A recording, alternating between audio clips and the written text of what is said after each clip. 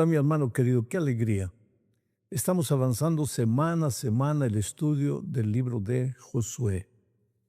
Esta semana estudiaremos la lección número 7 para el 15 de noviembre del año 2025. Y el título de la lección es Lealtad Suprema, Adoración en medio de la guerra. Hay una cosa que necesitamos tener en cuenta. El pueblo de Israel salió de Egipto, atravesó el Mar Rojo, caminó durante 40 años por el desierto y finalmente cruzó el río Jordán y entró a la tierra prometida. Pero las cosas no cayeron para Israel del cielo. Fueron años de lucha, de batalla, para tomar posesión de la tierra que Dios les había prometido a los israelitas.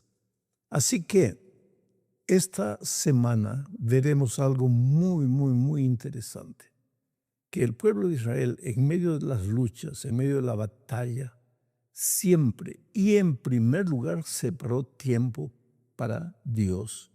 Y esta es la lección que necesitamos aprender.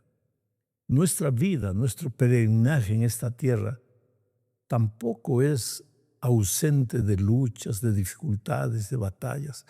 Todos los días tenemos que enfrentar las adversidades de esta vida, injusticias, muchas veces traición y los problemas propios del cotidiano, como por ejemplo levantarse, trabajar, buscar empleo, administrar el dinero, ver cómo vamos a llegar a fin de mes, cómo organizar la economía, las luchas en la casa, a veces con el esposo, con la esposa, con los hijos, a veces con los familiares más próximos, muchas veces dificultades en el trabajo, con los compañeros de trabajo, con los jefes o con los empleados, en fin. Nuestra vida no está ausente de dificultades. Sin embargo, en medio de todas esas dificultades, la lección de esta semana nos enseña que debemos aprender a separar tiempo para Dios. No tiempo que sobra, sino tiempo en primer lugar. Dios primero, todo lo demás vendrá por añadidura. El problema es que nosotros pensamos que a veces la vida es tan complicada que no dejamos tiempo para Dios. Le damos tiempo a Dios cuando nos sobra el tiempo, pero imagínate a quién le sobra el tiempo en esta tierra.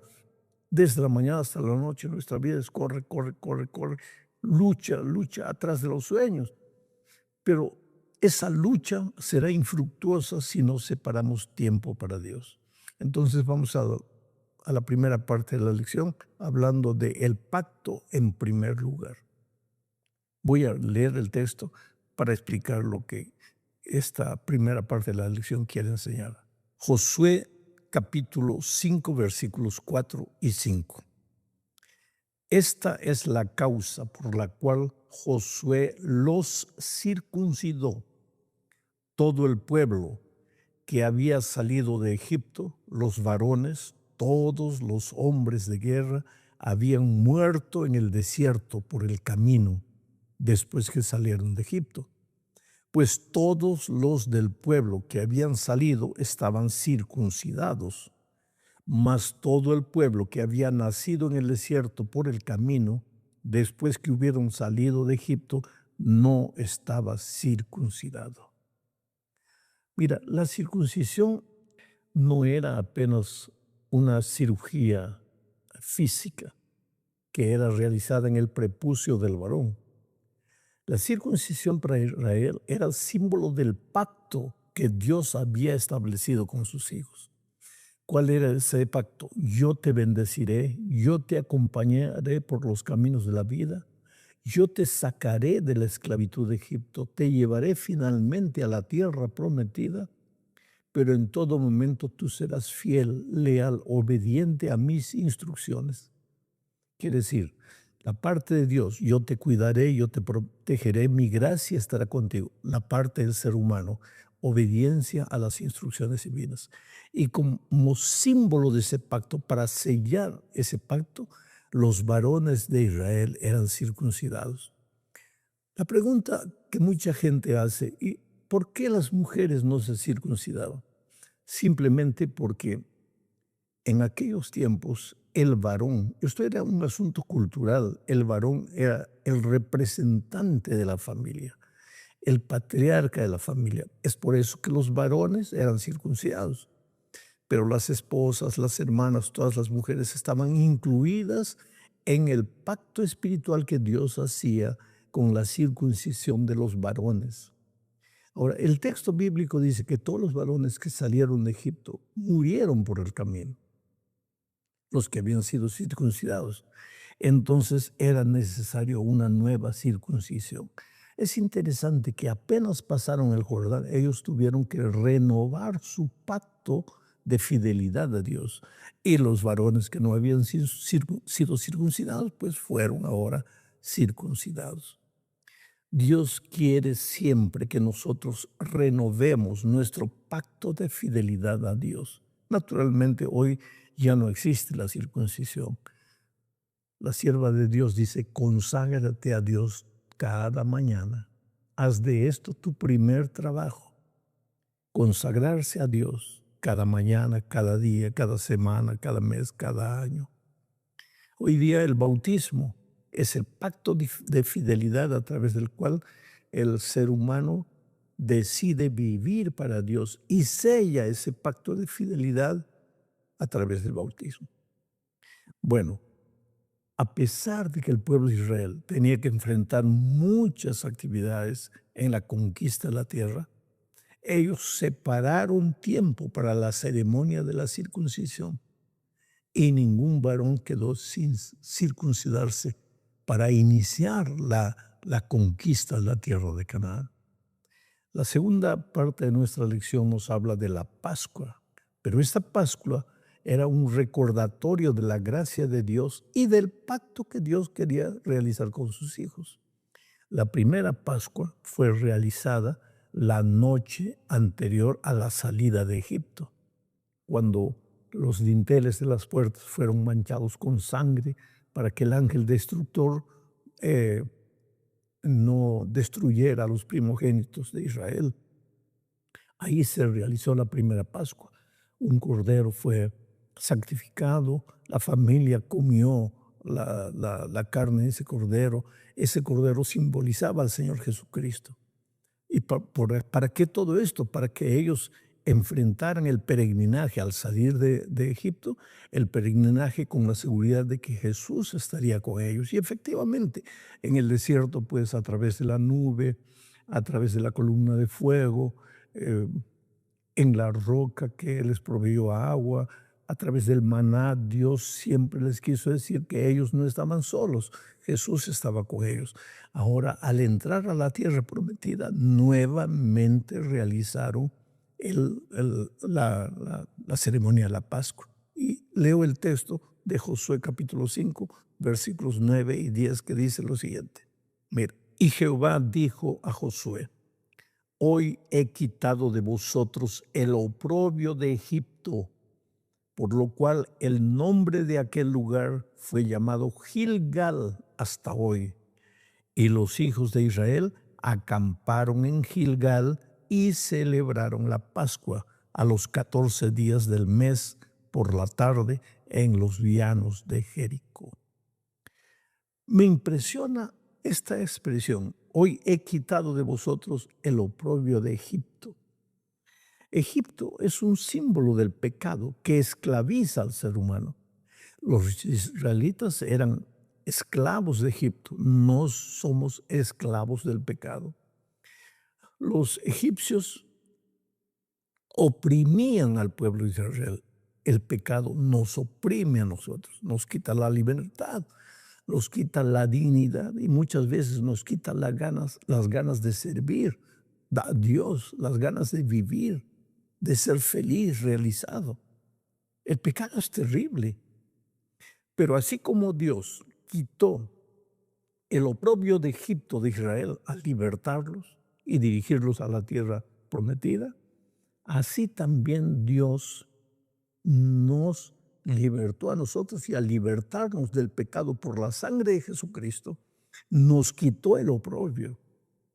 La sangre de Jesucristo es clave aquí, porque al entrar a la tierra prometida, en un lugar que ellos le llamaron Gilgal, que tenía que ver justamente con libramiento, en ese lugar llamado Gilgal, ellos celebraron la Pascua. La sangre del Cordero se derramó. ¿Por qué? Para que ellos recordasen que si habían llegado a la tierra prometida, no fue por sus obras, no fue por su técnica de guerra, no fue porque ellos fueran soldados valientes, no, fue simplemente porque respetaron el pacto con Dios, se sometieron a la gracia divina, creyeron en la protección divina y ahora al, al salir de Egipto se celebró la Pascua, a la entrada a Canaán se celebró la Pascua. Lo que el autor de la lección está queriendo destacar es el hecho de que las cosas de esta vida, las conquistas, las luchas, las batallas, no nos pueden distraer de colocar a Dios en el primer lugar y de darle a las cosas sagradas un lugar de importancia en nuestra vida. Vamos ahora a la tercera parte del estudio, bajo el subtítulo de Altares de Renovación. Antes de leer el texto, quiero decirte una cosa, mira. Dios siempre le ordenó a sus hijos levantar altares, porque un altar servía para dos cosas. Primero, para simbolizar la presencia de Dios entre ellos. ¿Te acuerdas cuando Jacob estaba huyendo para a la tierra porque había engañado a su padre y a su hermano? Una noche él tuvo un sueño, los ángeles subían, bajaban por la escalera que llegaba al cielo, y al despertarse construyó un altar. El altar servía para recordarle a él la presencia de Dios ahí, y en segundo lugar, el altar servía para ser un instrumento, un elemento de recordación, de recuerdo, para que ellos no se olvidaran. Así cuando otros israelitas pasasen por aquel lugar, al ver un altar, recordaban, por aquí pasó alguien y él tuvo conciencia de la presencia de Dios en su vida. Entonces ahora cuando el pueblo de Israel llegó a Canaán, mira lo que dice el texto bíblico. Voy a leer Josué capítulo 8, versículos 30, 31. Dice así. Entonces Josué edificó un altar a Jehová, Dios de Israel, en el monte Ebal, como Moisés, siervo de Jehová, lo había mandado a los hijos de Israel. Como está escrito en el libro de la ley de Moisés, un altar de piedras enteras sobre las cuales nadie alzó hierro. Y ofrecieron sobre él holocaustos a Jehová y sacrificaron ofrendas de paz. El monte Ebal. Recuerda que la Pascua se realizó en Gilgal. El monte Ebal estaba más o menos a 60, 70 kilómetros más hacia Jerusalén. Allí en el monte Ebal, o sea, ya habían avanzado, había pasado el tiempo, ya habían conquistado mucha tierra. Nuevamente hicieron un alto, pero esta vez no para celebrar la Pascua, esta vez para construir un altar conforme a las instrucciones que Moisés les había enseñado. Ahora con la presencia de Josué levantaron ese altar. ¿Para qué? Primero, para sentir que Dios estaba con ellos. En ese altar se ofreció el holocausto. El cordero fue sacrificado. Nuevamente la sangre. Nuevamente el recordatorio de que has llegado hasta aquí únicamente por la gracia maravillosa de Cristo. Ojalá, querido, que nosotros en la vida tuviésemos la costumbre de levantar un altar. No digo un altar así de piedra, pero marcar en nuestra propia vida, en nuestra propia experiencia, algún hito que nos recordase dos cosas. Primero, hasta aquí nos ha cuidado el Señor. Y en segundo lugar, mi vida no sería nada sin el Señor Jesucristo. Sabes que cada vez que la vida se vuelve turbia para ti, sabes, cada vez que aparecen nubes negras en tu cielo azul, cada vez que la depresión entra a tu corazón, que la tristeza te embarga, cada vez que hay dificultades y a veces sientes, no voy a poder salir de esta dificultad, la lucha es terrible. Ahí, mira ese hito que has marcado en tu vida, alguna cosa particular propia tuya, un rinconcito de la casa donde acostumbras a orar para conversar con Dios. Porque eso te recuerda qué cosa. Primero, te recuerda el hecho de que Dios está contigo. Segundo, te recuerda que hasta aquí tú no llegaste por tus propias fuerzas, por tu propia energía, por tu sabiduría, por tus habilidades. Tú llegaste por la gracia maravillosa de Jesucristo.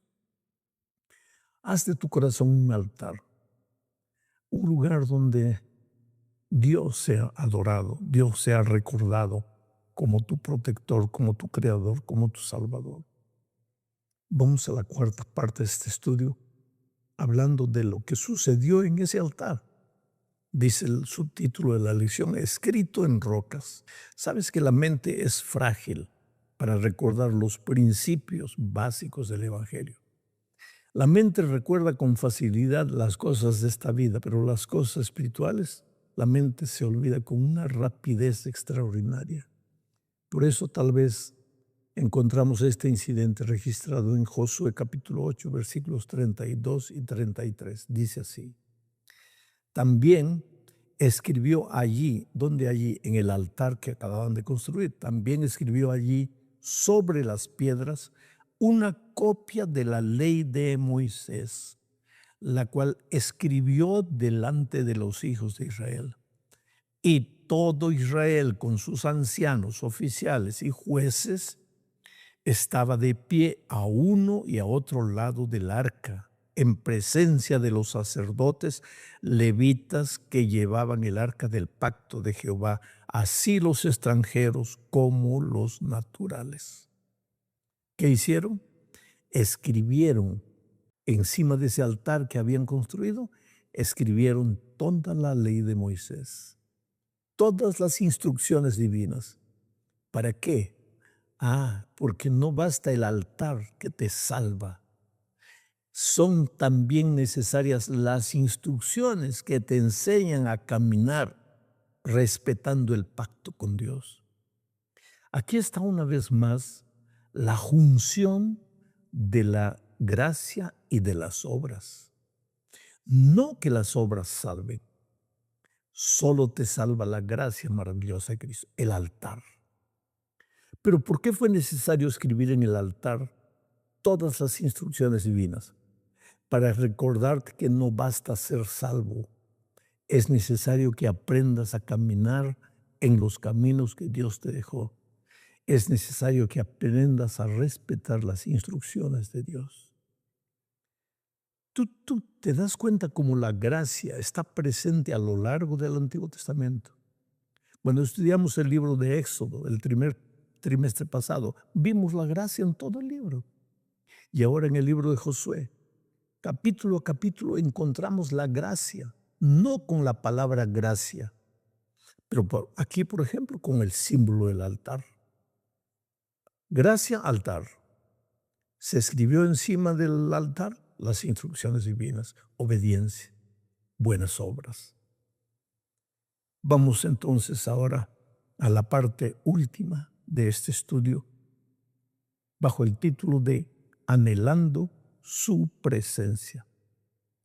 Y aquí hablaremos un poco del santuario. El santuario debería ayudar al pueblo de Israel a percibir la presencia de Dios y a recordar que deberían mantenerse fieles al pacto. Leo Josué 18, 1 y 2. Toda la congregación de los hijos de Israel se reunió en Silo e erigieron allí el tabernáculo de reunión después que la tierra les fue sometida. Pero habían quedado de los hijos de Israel 7 tribus a las cuales aún no habían repartido su posesión. Quiero que recuerdes las primeras frases de este texto. Dice, toda la congregación de los hijos de Israel se reunieron en Silo y erigieron allí un tabernáculo.